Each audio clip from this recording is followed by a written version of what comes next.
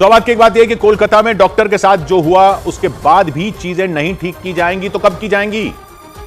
Junior doctor बेवजह आक्रोश में थोड़ी हैं। ये जूनियर डॉक्टर ही रीढ़ होते हैं अस्पतालों की। सीनियर डॉक्टर तो राउंड पर आकर क्या करना है बताकर चले जाते हैं। काम तो सारा जूनियर डॉक्टरों और नर्सों को ही करना पड़ता है। दिन रात तो ये जूनियर डॉक्टर, जिनको रेजिडेंट डॉक्टर कहते हैं, यही लगे रहते हैं ना। वार्ड में ये होते हैं, आईसीयू में ये होते हैं, ऑपरेशन थिएटर ये लोग संभालते हैं, मरीजों की तीमारदारों से ये जूझते हैं, रिश्तेदारों का गुस्सा ये झेलते हैं, कई लोग इनसे मारपीट तक कर बैठते हैं। इनकी कोई सुरक्षा नहीं। इतनी सारी इनमें लड़कियां होती हैं, उनकी कोई सुरक्षा नहीं। जिस काम में बहुत बड़ी तादाद में लड़कियां होती हों वहां भी लड़कियां सुरक्षित नहीं तो कहां सुरक्षित होंगी? ये अपने लिए अलग कानून मांग रहे हैं तो उसके पीछे वजह है ना। वो वजह दिख रही है सामने। उनकी ड्यूटी के घंटों का कोई हिसाब ही नहीं। जिस लड़की की हत्या की गई कोलकाता में, वो 36 घंटे की ड्यूटी पर थी। जब यह पता चला तब जाकर तो पब्लिक को अंदाजा हो रहा है कि इनकी हालत क्या कर रखी है सरकारी अस्पतालों में। 36 घंटे की ड्यूटी, कोई कह रहा है 48 घंटे की ड्यूटी भी होती है। मरीजों के रिश्तेदारों से भी ये जूझें, सरकारी अस्पतालों के स्टाफ से भी यही जूझें। सरकारी अस्पतालों का बाकी स्टाफ तो बाकी सरकारी विभागों के कर्मचारियों की तरह ही होता है। वो अपनी नौकरी करते हैं बस, सरकारी नौकरी की तरह।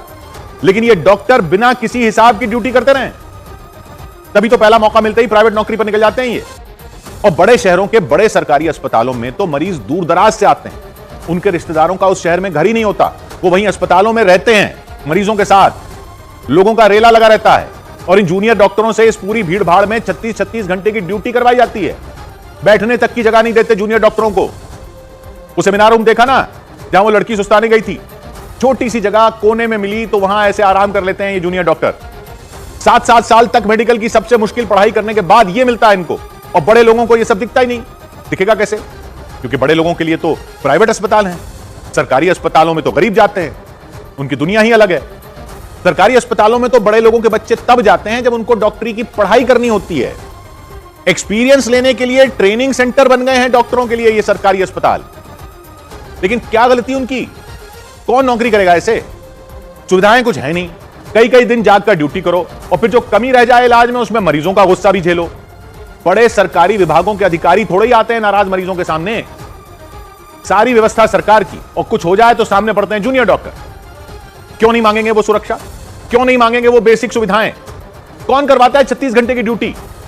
नेता लोग तो भाषण दे जाते हैं कि हमने ये अस्पताल खोल दिया, वो सुविधा दे दी, ये कर दिया, वो कर दिया, लेकिन डॉक्टरों का कुछ नहीं। ये कोई गुलाम है? इन पर एहसान कर रहे हैं क्या सरकारी अधिकारी इनको अस्पतालों में रखकर? पूरी व्यवस्था ही बीमार कर रखी है जिन सरकारी विभागों ने। वो अब कहां हैं जब डॉक्टर जवाब मांग रहे हैं?